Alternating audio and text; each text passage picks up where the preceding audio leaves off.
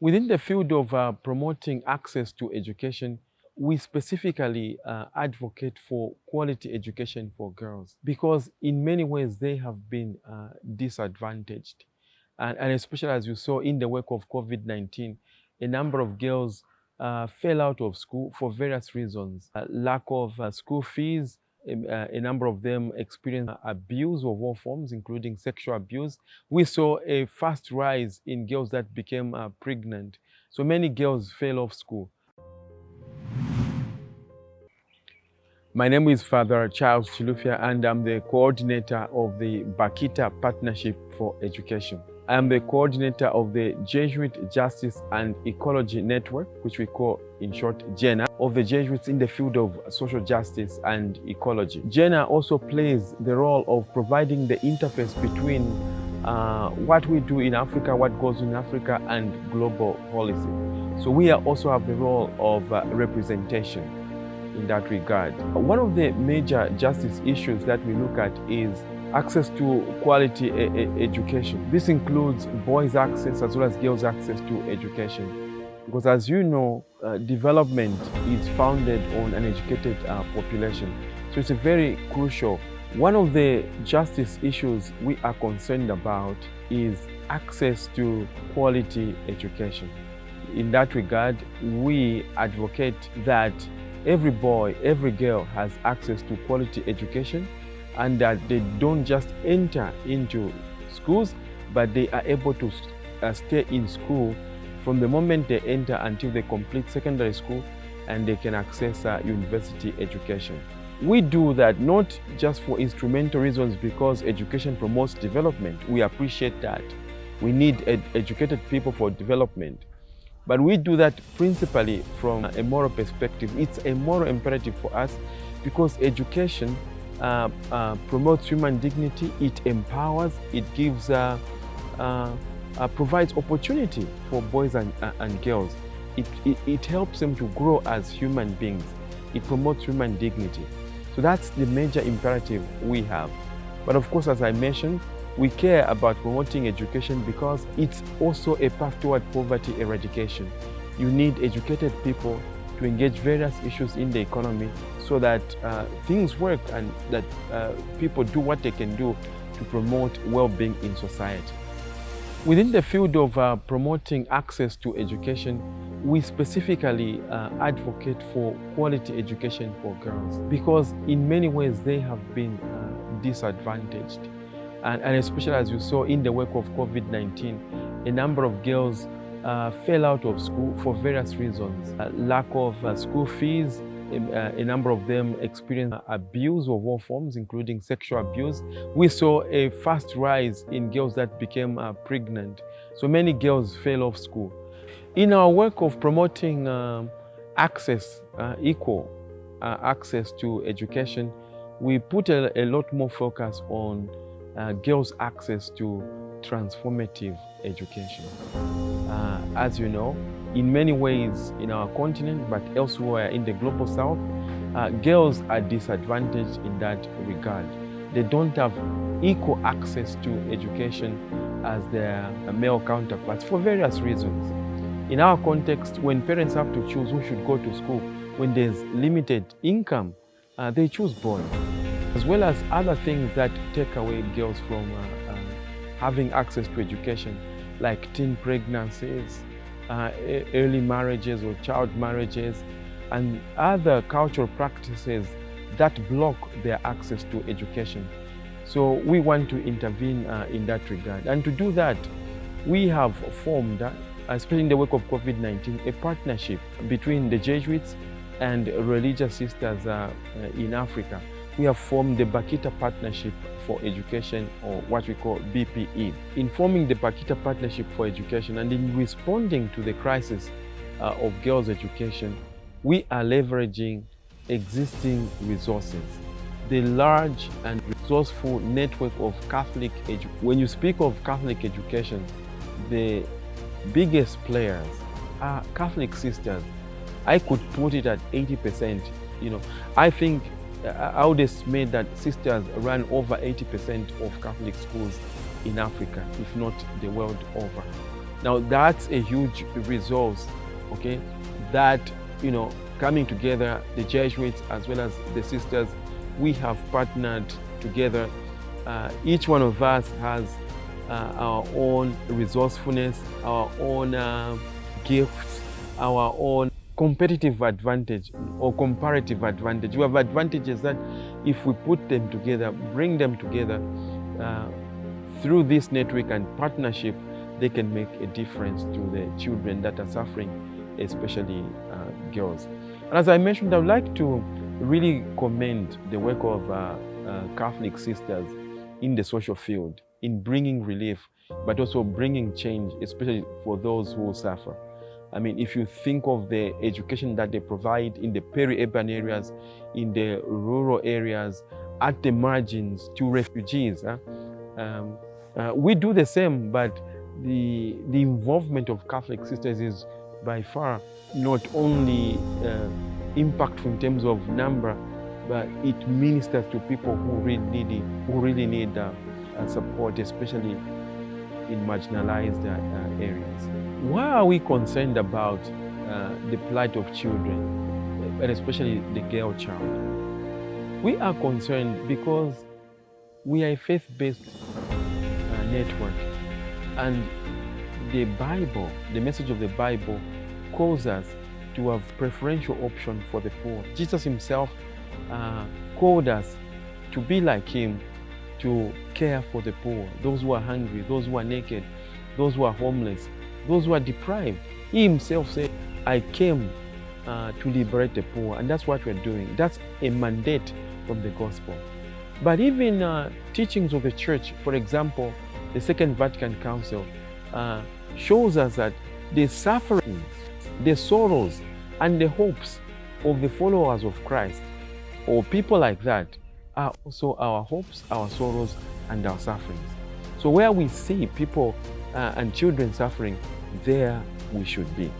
And apostolic preference calls us to walk with the poor and marginalized, especially those whose dignity has been thrown away. So we go close. Like I said, every child is suffering, many children are suffering. We know that boys are suffering as well, but we also know that girls have suffered more than boys. And so that's why we're moving closer to ensure that we can bring relief, but also radical change to transform the situation of girls. We intervene at 3 levels.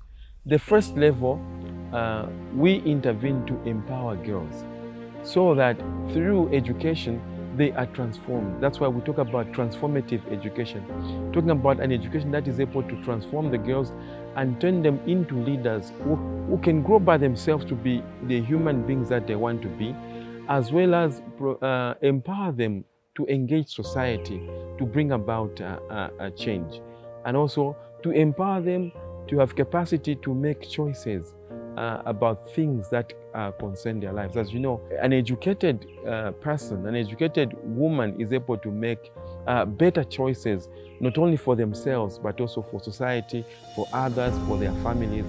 And several analyses have shown what education of a woman can do for themselves as well as for society. Our second area of intervention is school improvement or school development. You cannot educate properly if your school context has certain things that block transformative education. So we intervene to ensure that we have all over Africa, especially starting with our schools that are safe, schools where children feel protected, schools where children feel empowered, schools that are friendly to children, but especially in this case, girls.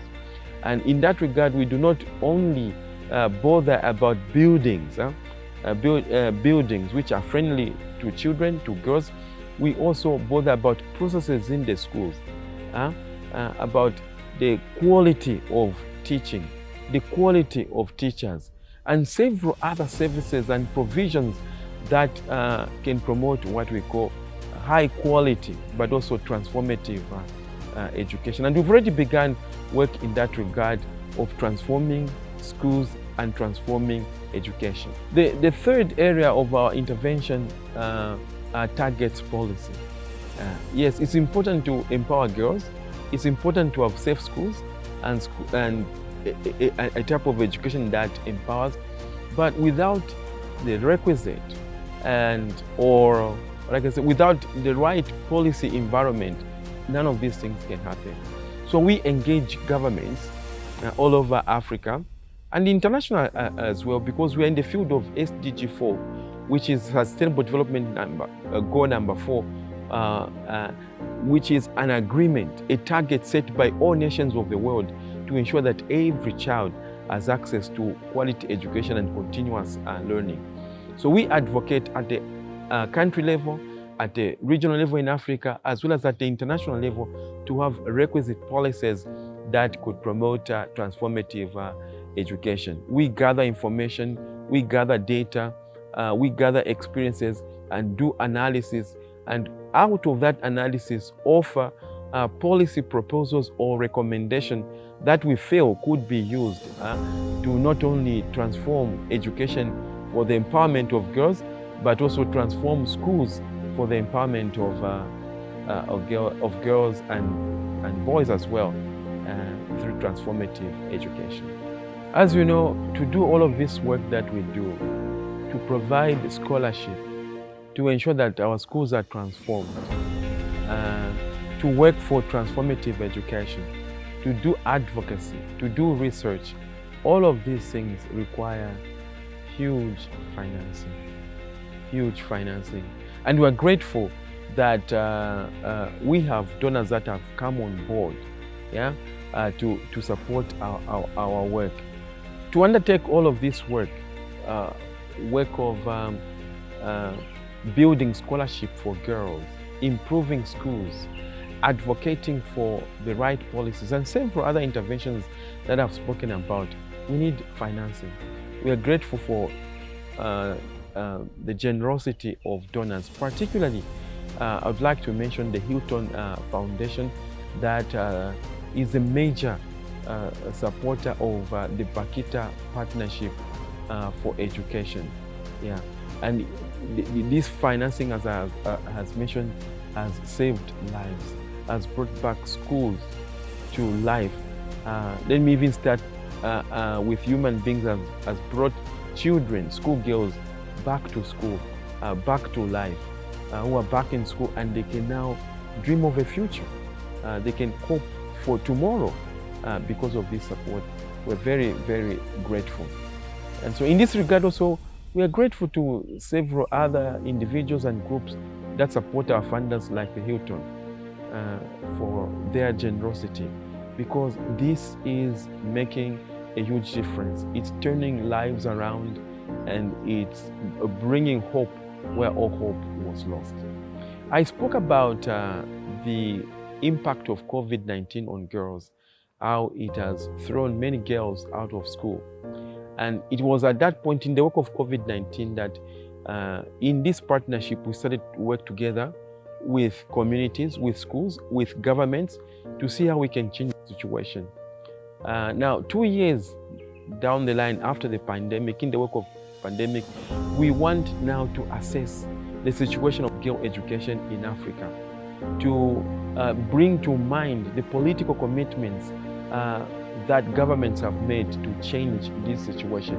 In that light, we are holding an indaba or a conference to bring together various actors in the field of girl education: governments, policymakers, international governmental organizations, and first of all, girls and boys, young people who suffer these things themselves, civil society, and several actors. We are organizing an indaba, a conference that will take place in Lusaka from the 17th to the 19th of May this year, 2023, in Lusaka at the Urban Hotel. This conversation is a very crucial one. It is not reinventing the wheel. We are building momentum from already done work by governments, by intergovernmental organizations, civil society on education, various actors we are building on that. Having looked at the situation of girl education in Africa, we will see how can we advance already made commitments, especially by governments and intergovernmental organizations. How do we drive those forward? What is particular about this conference is that we will prime the role of girls themselves, or the youth. And you will see that this conference will not start from speeches or by speeches, from politicians or from experts. We will start with the girls so that they tell the story of their pain and suffering themselves. And through that telling, they are able to guide us in regard to how we can find solutions for the crisis that we are facing, so that together with them we can look for a different type of education that can support girls. We can look for ways to build schools that will really educate girls in a transformative way, empower them, and give them capacity to stand by themselves and for themselves. As I mentioned, to undertake this kind of work, it requires huge investments in form of financing, in form of good men and women who care about the other, especially the suffering of children, in this case girls, to come on board and support this endeavor, support this great work to restore human dignity, to bring back life, to bring back hope to those who suffer. We invite you to come on board and support this great cause.